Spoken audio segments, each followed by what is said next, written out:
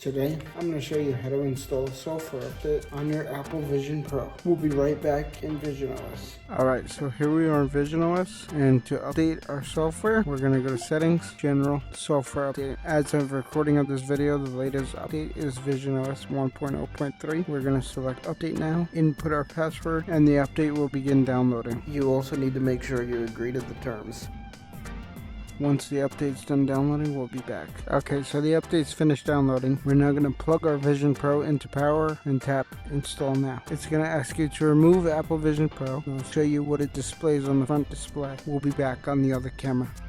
Alright, so once the update begins on your Vision Pro, you'll see an Apple logo. Shortly after, you'll see a progress bar showing the update installing on your Vision Pro. Once the progress bar completes, your Vision Pro has successfully updated and is restarting. The Vision Pro is now rebooting and the update has been successfully installed. And that is how you update your Apple Vision Pro to the latest version of visionOS. I'll see you guys later.